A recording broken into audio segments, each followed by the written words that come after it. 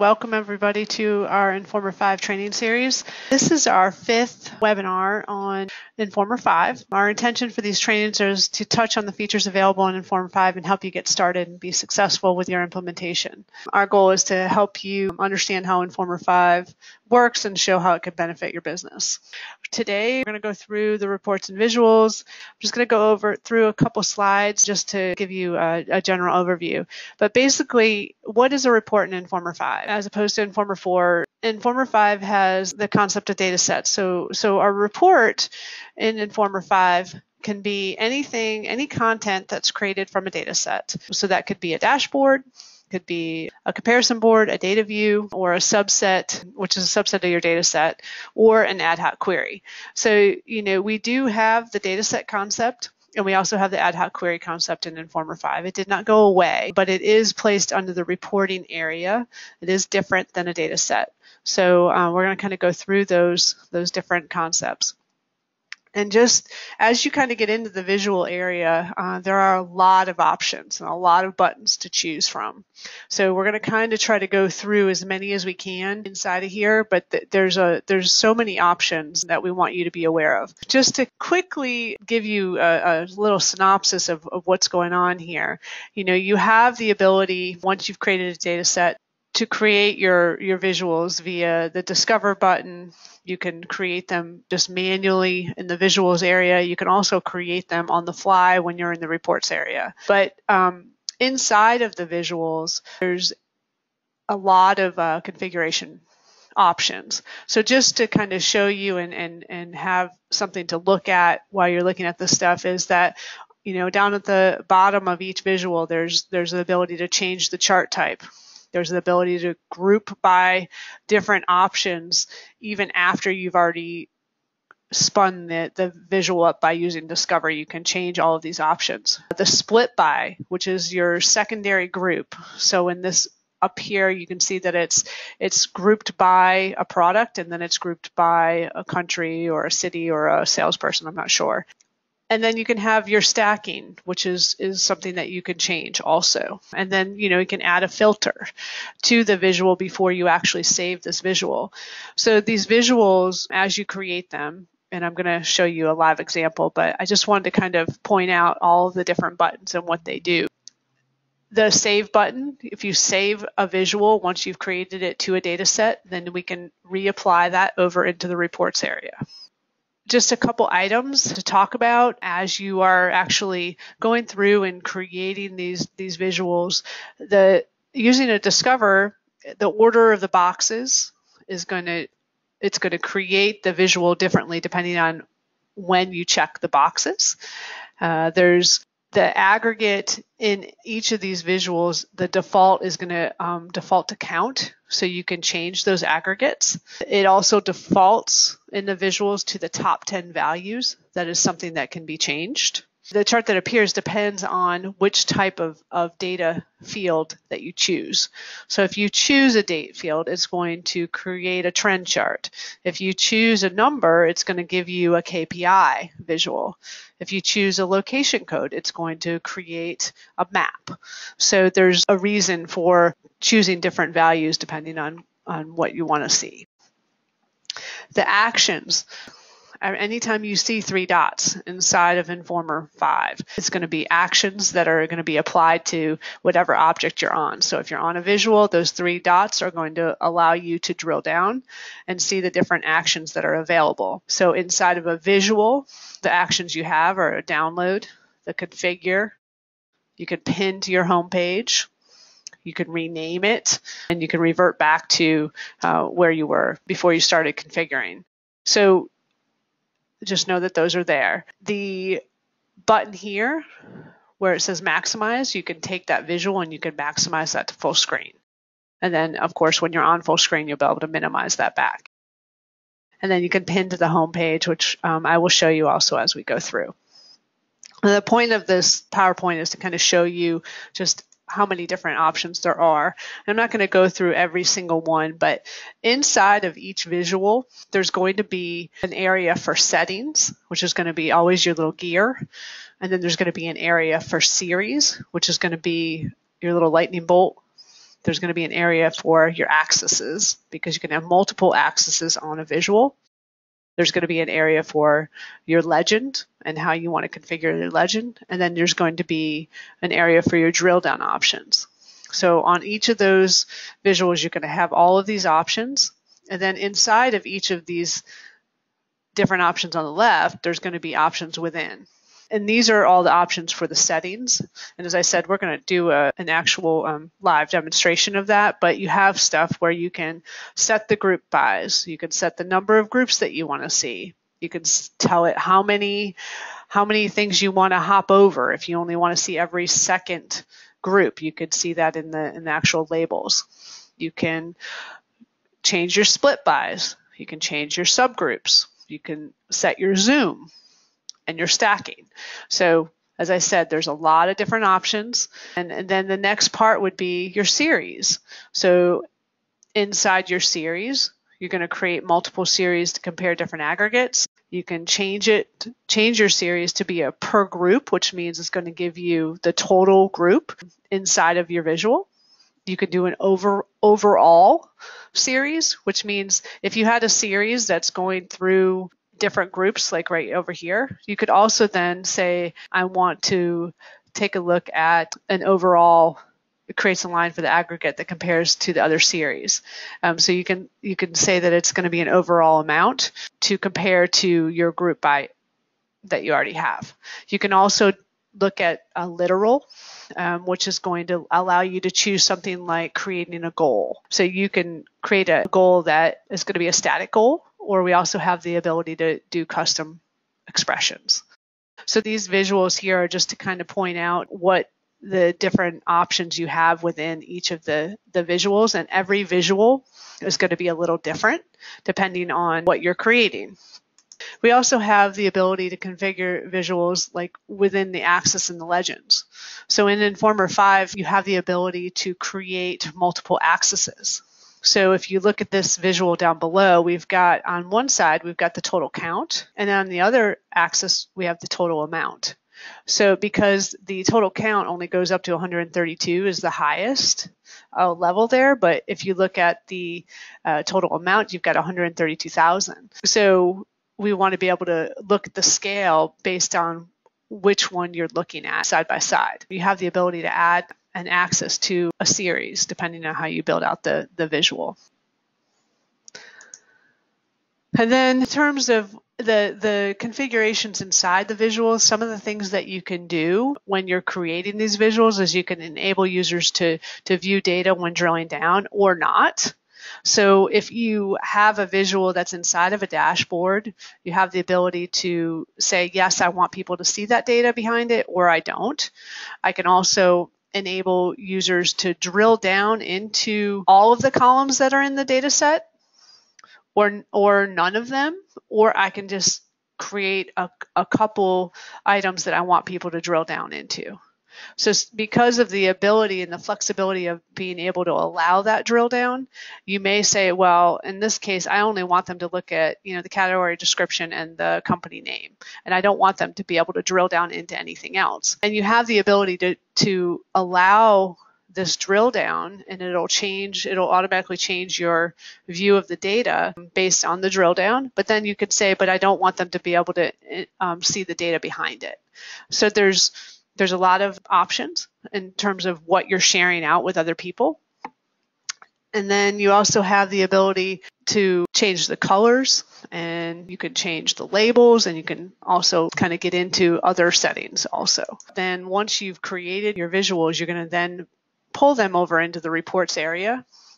And as I said, there's 4 different types of reports. There's a dashboard where you can go in and you can create, you say new report, you say that you're going to do a dashboard, you're going to grab visuals that you've already assigned to the data set, or you're going to create new visuals on the fly, or you're going to use Discover to create those visuals. You could do a comparison board, a dashboard, or a data view. Those 3 are going to be able to be created from a data set, or you can create an ad hoc query.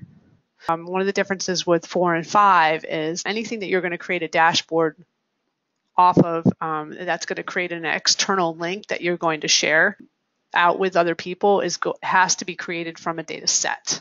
An ad hoc query is going to be a straight ad hoc query where you're running a query against the database. It's got a runtime parameters where you can set those up, but the dashboards are not going to be created off of the ad hoc query, only from the data set itself. So that's just something to kind of remember. I'm just going to show pictures of comparison boards. The comparison boards allow you to basically, you choose a data set, you choose a visual, you choose what you're going to compare. You can add as many comparisons across horizontally, and you can also add as many visuals as you want down vertically. If you look at this visual right here, it allows you to create a stacked chart that's looking at something by date and then by country. And then at the top, I'm looking at down here, it's going by month, but then at the top, it's choosing it by year. So I can do this year over year comparison. You can compare by anything, but I think it's a really nice way to look at how a comparison board could be used to look at side-by-side data. And then the last thing is a report view, a data view. And a data view is really just taking a data set and it's saying, okay, I've got this huge data set that I want to share with a bunch of users, and they're going to use that for multiple different purposes, but they may say, okay, but I only want to see these 5 columns. That's all I care about. So I'm going to create a data view of that data set, and that's going to be what I'm looking at instead of having to look at the overwhelming data set that might have, 150 columns in it. So when I'm on my data set, you have the ability to go in and create these visuals on the fly. And I know you guys have seen this, but the Discover button, Tim showed you guys a lot about the pivot tables and how you can create those and save those as visuals. But you can also go in and start to use your Discover, and you can pick and choose different fields, and it's going to automatically create these visuals as I choose different things. So if I just go in here and choose, company and then salesperson, it's going to automatically create these visuals. But if I wanted to save this visual and push it over into my visuals area that I'm going to then move over into my report, I can do that. But I also have the option right here just to start changing things. So maybe I want to look at it not by company and salesperson. Maybe I want to look at it by, this is actually changing my, I can change it to a column if I want to. So I can change the type of chart there. And then maybe I want to change my grouping, so I can change my groups by going into here and saying I want to change it to, let's say, product and salesperson instead of by country and salesperson. And then if I want to change my series, maybe I want to look at it by product, and then maybe I want to look at it by country. So it's going to change depending on what I'm looking at. And then I can also, down at the bottom, change my stacking. So my stacking right now is normal, which means it's stacking each of the values that are on top of each other and showing you kind of the percentages of the full stack of what it's doing. If I do a percent, it's going to actually jump it up to 100% and show you each of the visuals and show you how much of the 100% each of those countries is taking it. And then if you wanted to, you also have the ability to apply filters. And I know Tim talked about filters and saving filters on a data set. If you have those filters that are already saved, I can click on filter and I can go grab a saved filter and I can apply that onto the visual and save it like that. I can also just create filters on the fly if I wanted to, and then save it to this visual. And I'll show you why that's important if we want to use that. I'm just going to clear that right now, though. And then I can save it, and I can save that over to my visual area. The other thing you can do is if you wanted to do something else, like you wanted to create more options on there, I can go into my configure, and I can start to configure by clicking on the configure button, and it's going to allow me then to go into here and start to go through each of these options. So I was actually going to show you on the visual side when I get over here the options for some of the different visuals that we have. We won't be able to go through every single one of them, but you'll get the idea because a lot of them are the same depending on which visual you're on. But something that's kind of cool in this one, because it is a stacked chart, you can actually go into the series, and down below on the series button you can click on labels, and I can say show inline labels, and because I've got it at the 100% here, I can then say show me the percentage. So it gives me this nice little visual that shows me the percentages of each of those countries kind of in line there. That's kind of a neat way to look at it. And then I could save that, and it's going to save that configuration, and it's going to allow me to do that. If I want to hit maximize, it's going to maximize my visual. If I want to hit minimize, it's going to minimize my visual. I could also move any of these visuals. I could download to a PNG, HTML. If I wanted to do that, I could also configure this. I've already talked about that. I could also pin it to my home page. So if I pin it to my home page, this is where, if you have users logging into Informer and you want to have them build kind of their own dashboard on their front page, they can do that. So they can pin it out here. This would be something, if you think about this data set that's behind this visual is going to be refreshed on a daily basis, and they've created a bunch of different pins on their front page, then they just go to their front page and they can open this up, and all of these different dashboards are going to be inside there, or reports. So it's just something to kind of think about. I'm going to go back out to my data set. So now, once you've actually created a bunch of different visuals, you could go into your visuals area, and I've created a bunch of kind of preset ones right now, but I'm going to go into each one and kind of show you what I did to create how these visuals are set up. So the first one, and we'll just kind of go down the line here. If I go down into, this is actually one of the more complicated ones, but basically, what I did here is, this is a trend chart. So when I chose a date field, it automatically is going to create a trend chart. I then went in and I said, okay, it's based on the order date. I wanted a column chart. The first value that I have in here is doing a count. It's just doing a count of orders. So it's giving me a count of orders, and you can see that on the left side, I've actually got a total count axis over here.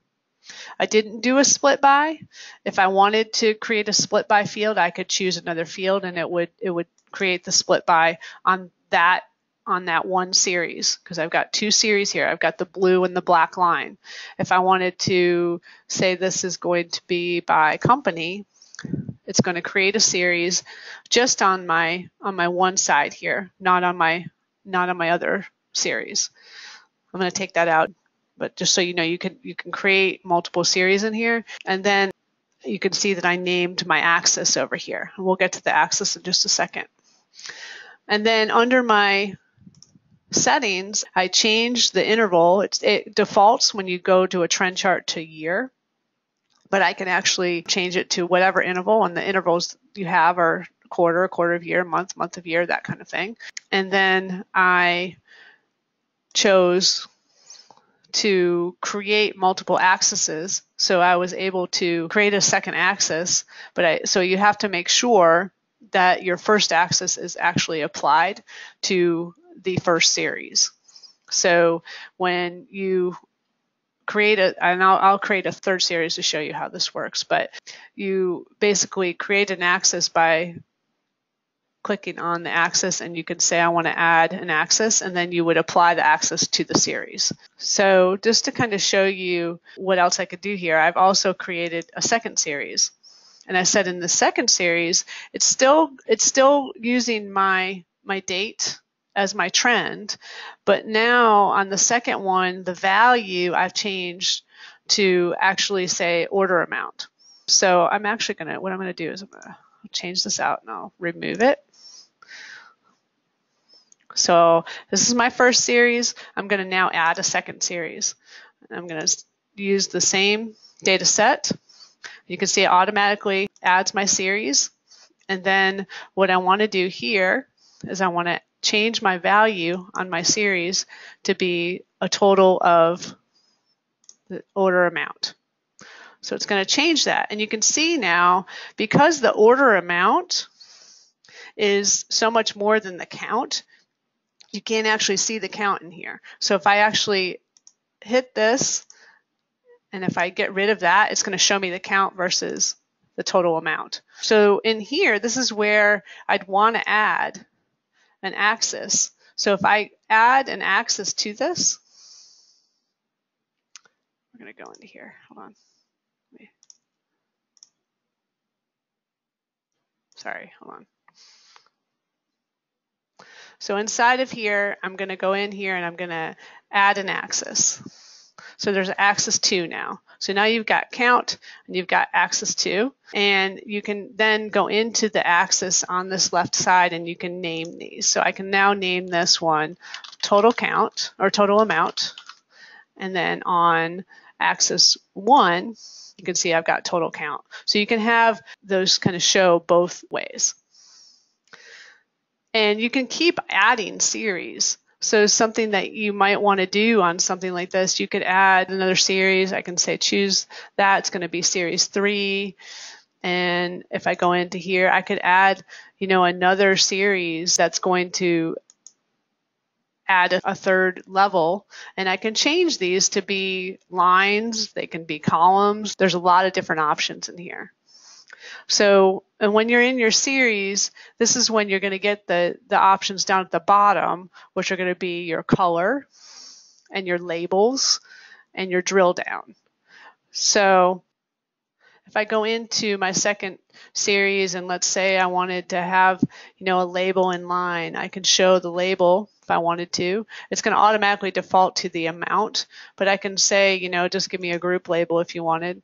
It's going to label it, quarter 1, or I can have it just be, a value. So you have some options in there to see like what exactly you're looking at. And you can get very complicated with these different series, and you can have lines overlaying columns, and you can have different types of custom expressions that'll give you different types of aggregate amounts going through. And I have a couple of those to show you. Let's go to this guy down here just to get these ones out of the way. This one, I was playing with this. I just wanted to kind of show you the first series in here. I basically have a series that is a per group. So my group is going to be set up always on the settings part. So if I group by salesperson, and then I go to my series, I've got a per group. It's giving me a total amount. So that's what the column is right here. And then I added a second series where I'm able to do, okay, the max order amount per salesperson, the max order. So I'm able to compare the max order amount. And then the third series was something that I'm able to do a custom expression on. So when I go to add a value, I can choose, instead of just total order quantity or anything like that, I can choose custom expression. And if you look over to the right of the custom expression, it gives you the ability to choose these different types of aggregates.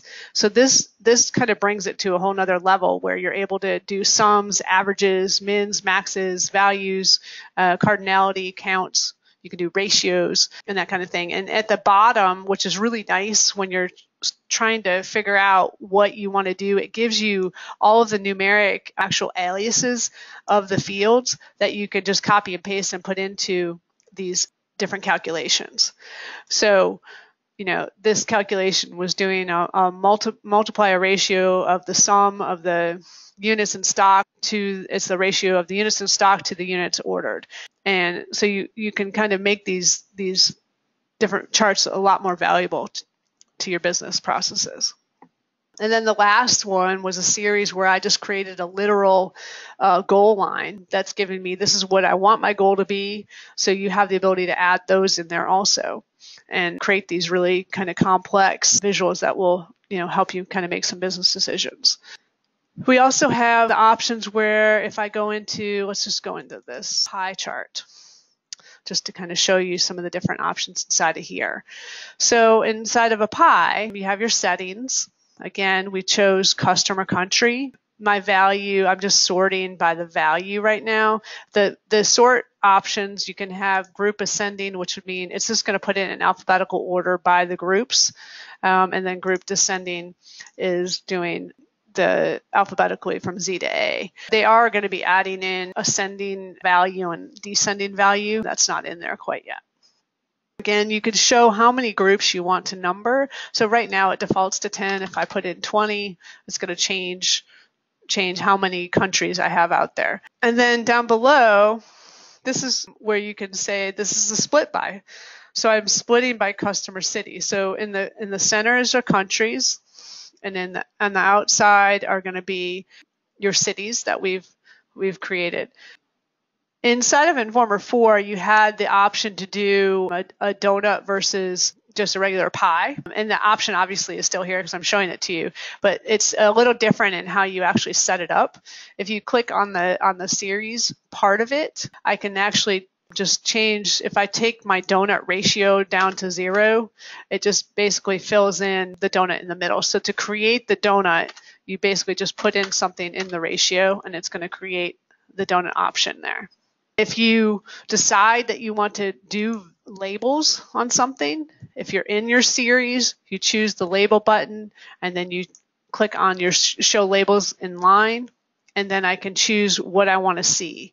And here I just did a %, so it's doing my % in the middle for the countries and my % along the outside for the cities itself. Inside the actual labels, you can change it to decimals. You could put in words to be tooltips, prefixes and suffixes on the ends of the labels if you want to do that. So there's a lot of customization inside of each of these different options. If you want to change colors, you've got options to change colors. So the auto is going to it's just auto letting Informer choose what they think is the best color. Based on a value, if there's a value already out there, it's going to go grab a saved value that you've chosen to do as a global color. If you do a rotate, it tries to create what is going to look best with the adjacent values. So there's a lot of different options here. If I do an exact color, if I choose a color, let me change this really quickly to a column chart just to see if that, let's do that. Yeah, you can see then, so it gives me the blue that I chose there. So those are the options for the pie chart and how you can use that. Let me go back. If we go back into, let's say, another thing I just wanted to show you. Inside of a regular chart here, if I wanted to do any kind of drill down in a chart, if I go down to the very bottom here, I could choose whether or not I want people to enable drill down. So if I click on this, I can say, yes, I want to be able to drill down into another option. If I want to be able to only drill into specific fields, I can say I only want them to see customer and company. And if I hit save and I drill down into this piece right here, I can see that it's only allowing me to do company and customer, and I also have the ability to view data. If I wanted to set the global color, I can do that now. If I set the global color for that piece, then it's going to always be for that value that's in that piece of the chart, it's going to set it to be a specific value. And once I do that, then it's going to be across the board that Germany is always going to be light blue, no matter what chart I choose. Let me just go down into, there's a location map. So if I have on my data set a location field, which I've created inside of my data set, I can then use a Google map. That is something that you will have to add the API key, and that's something that you have to do in your administration is go get the Google API so that you can create the map. So if you don't see one that gets created, it's because you need to go into your admin and add that, and it's an option on your administration. But inside of here, I can choose markers, I can show the heat map, or I can choose markers, or I can do both, or I can just show the heat map. And then if I drill in, it's going to get smaller, and you can add these to your dashboards. And they're actually pretty cool. If you keep going down in, it gets down to the actual marker where you can see the details of the actual record. So those are pretty neat. So there's actually two different types of maps. If I do a new visual, you also have the option to do the old maps that we had in Informer 4. If I wanted to do something by a country, I can click on that. It's gonna create a new visual based on countries, and you just have to make sure that you choose a country field. You can choose the different types of maps that we have based on different countries, regions, cities, locations on there. You also have the ability just to create grids. So you could do, if I do a new visual and I wanted to just do a specific types of tables, the data grid is just going to be something just like we had on Informer 4, where you choose the fields that you want to see on the data grid, and those are going to be something that I can use as a visual on the dashboard itself. I can also do what's called a summary table. So right now, the summary table kind of takes the place of kind of grouping and exporting by summary like we had in 4. But if you do company and let's say by salesperson, and then you wanted to do a quick aggregate, you can add as many aggregates as you want. So I could do account, I can do account, and then I can do a total order amount. And so you have different aggregates that you can choose, and you can add as many as you want to the actual summary table. And as you kind of create each one of these, you've now saved these to the data set. So now if we go over to the actual reports area, we can start to take a look at how you actually create a report. I've got a couple different options in here. I'm just going to show you how you quickly can kind of create a dashboard off of the visuals that you've created. If I do a dashboard, new report, dashboard, and we'll just do training, and I hit save, I now have a lot of different options. I can insert all of those. I can go into my saved visuals, and I'm going to have the list of all the visuals that I have. And if I click on them, I can kind of see the different types of visuals that I have. So if I wanted to add my visual here, I can add these different visuals by just clicking on add visual. And if I go out, it's going to show me the visuals that I've got on here. I can move these around. So if I want one below the other, I can do that. I can make them bigger. So there's a lot of dragging and dropping you can make with them. I can move this over here. I can configure them inside of here also. So let's say I bring those over. It's a great idea. It's not exactly what I want to do. I can actually click into the configure in here, and I can reconfigure these visuals completely and change them to something completely different. So let's say I go into my configuration, and let's say I don't really care about the company. I want to see it by product,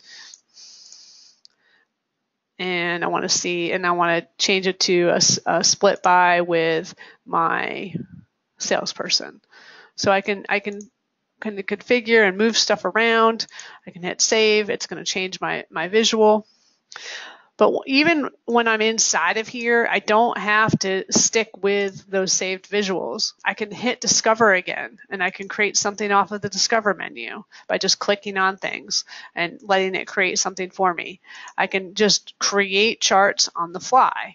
So if I wanted to go into and create like a line chart, I can choose it's basing it off of, it just chooses a field. But if I want to base it off a customer, it's going to give me that line. If I want to do a split by, a series, I can change my value, and I can go ahead and do like total order amount. And then I can change my legend to be something. I can say show the legend if I wanted to. So all of these are configurations. If I wanted to do the drill down again, I can say don't enable the data, but I want to do just selected fields, and I want to say that I can see, just the product at this point. And I hit done, and then I can hit save, and it's going to create that visual on the fly for me. And I can make this bigger again, and I can save it. And now on any of these visuals, once I've actually created them, I can either do an overall filter, which is going to be up at the top level up here.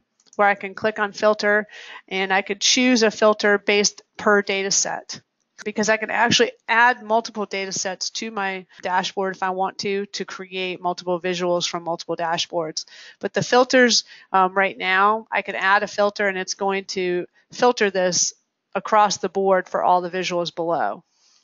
Now, if I wanted to add just an individual filter per visual, I could do that by clicking on this little filter button down here.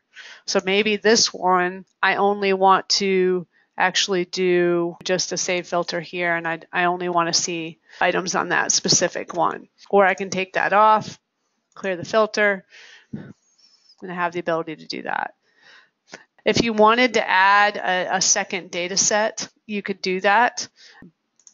I can click on add the data set, and it's going to allow me to go grab a second data set. I don't have another one in here, but I can grab another data set and I can add it in here, and I can add visuals from that data set onto this dashboard. I know people are going to ask about the drop-down filters that we had in Informer 4. They are working on those right now. So I'm hoping that 5.017 will be a version of the filters that we had in 4, where you can actually pop them onto the screen and have the drop-down filters. So if I have created a dashboard, in order to export the dashboard, you can generate an external link, very similar to how we did that in Informer 4. If I click on the export, it's going to say link. I can hit copy. I can pop that up into a URL. It's going to give me the link, and it's going to open my dashboard. If I wanted to give it a little bit of restriction on there, I can change it to host name or IP address. I can do or just do an IP range. Those are the restrictions at this point of how we can do that. If you wanted to embed it, you can also grab the iframe and pop that into a web page and have it embedded in there. The other options that we have is we have a option to do other types of reports. So the other types of reports we have are the comparison boards. So again, if I wanted to add in a comparison board, I'm going to just start over. So what I did here is I added in, if I edit this, I'm basically adding in my visuals. So I'm going to start over. I inserted my visuals. So I grabbed 2 visuals. I just grabbed a couple saved visuals. I'll grab another one right now. We'll just add in, do that. And I can add the visual. It's going to pop it down below. So as I add visuals, they come down below, and it always adds in 2, and they're going to be side by side.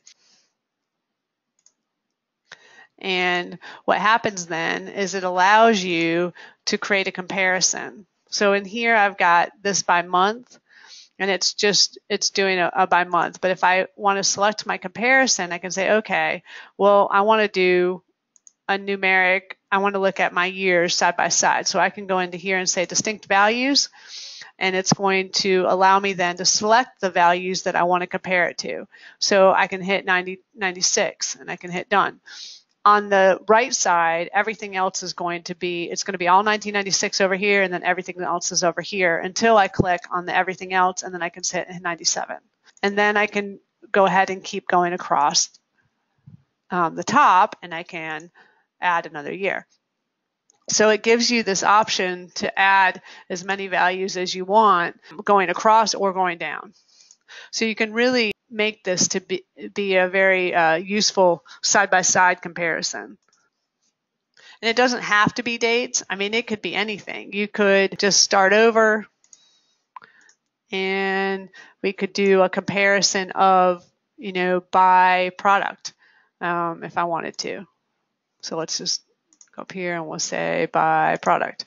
And so distinct values, again, I select my values, and then I can go ahead and choose just one product, and I want to do, a comparison of what's happening product by product, looking at everything side by side.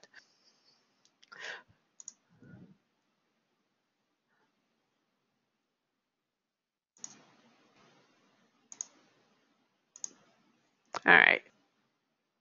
And then lastly, I just kind of want to show you the option to be able to also just create, a data view of your actual data set.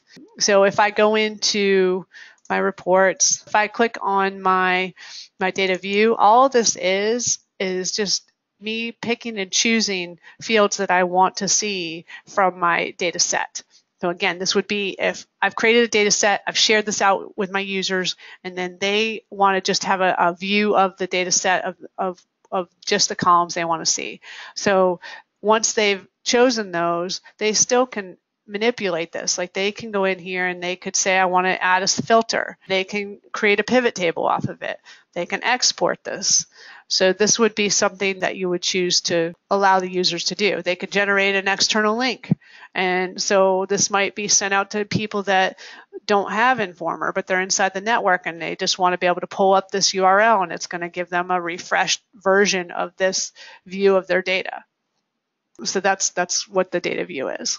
And then lastly, the last part of it, you could, and we're not saying, not to do this, is that we also have the ad hoc query. So ad hoc query, again, we can't create a dashboard off of it, but if you guys need to have just a runtime report, you could create this. The inside of this query looks exactly like how you set up a data set.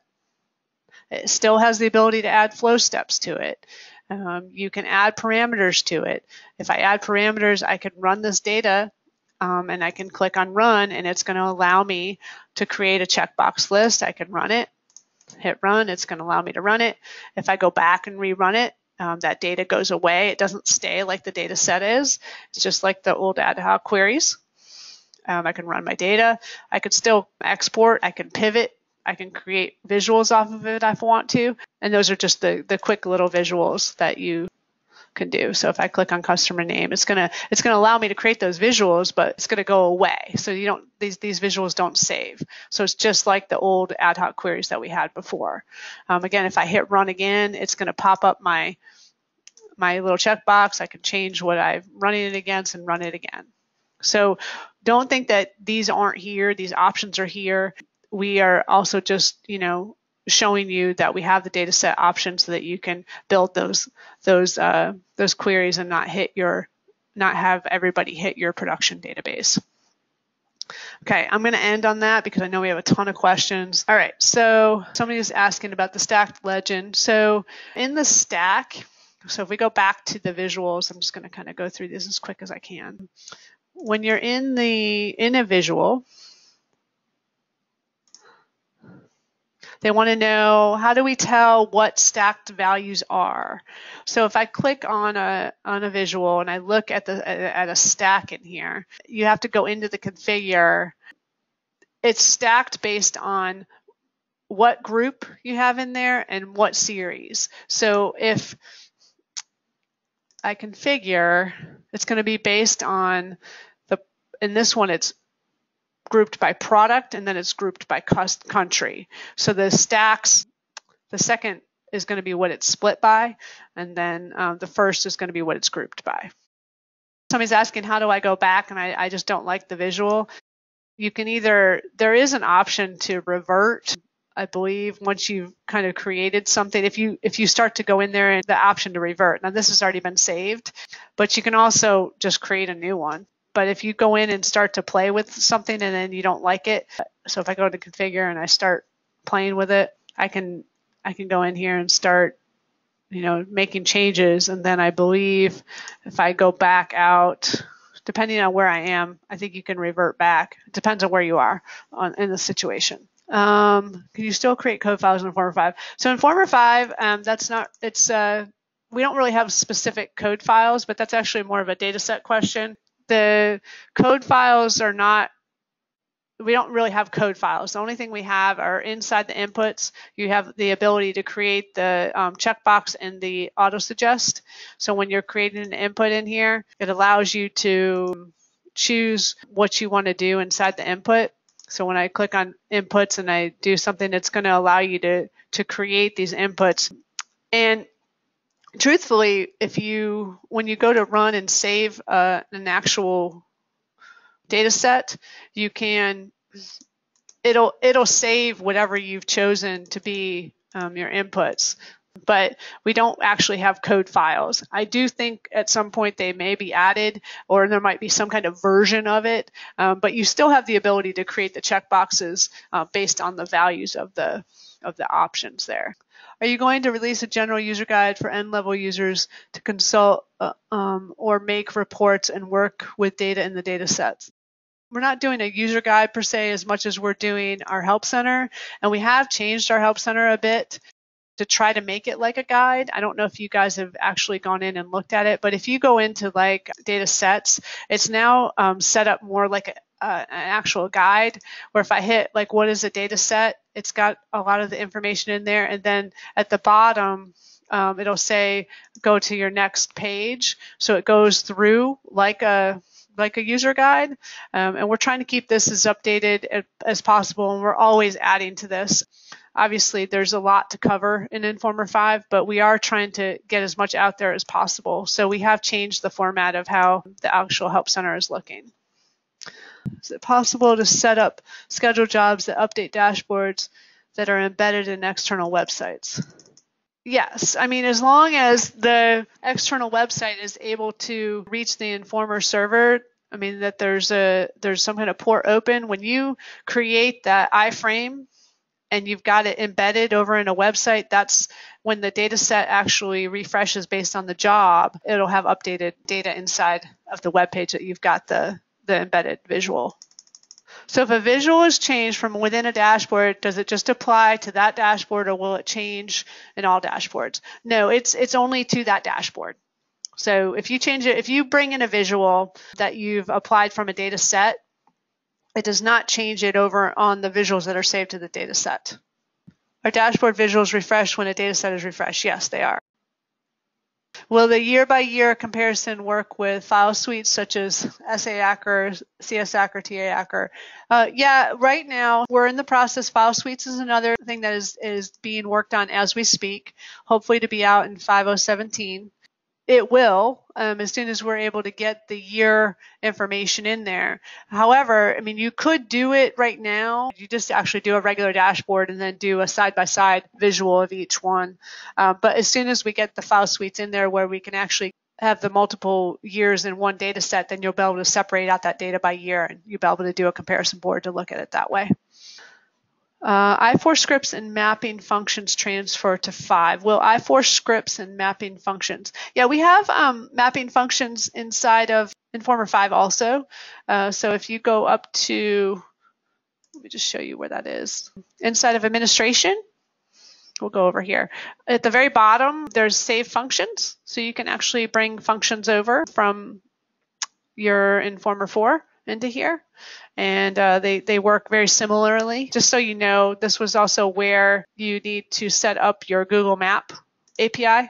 So if you want to use a Google Map, it's going to ask you, and you have to go out and grab this API to put inside of Informer to use the Google Maps too. That was something I wanted to show you. Can we create reports that update automatically when our data set updates? Yeah, so what you would do on the data sets to create the automatic update of the data set is to set a job. So on an actual data set, you have the option to set a job to refresh the data set on whatever you want it to refresh. So that's over here on the jobs on the data set. You'll set this up to refresh, and then anything that is built off of your data set, any type of report, is going to automatically refresh based on the data set refresh. If you have any questions, please feel free to email support, and have a great day. Thank you.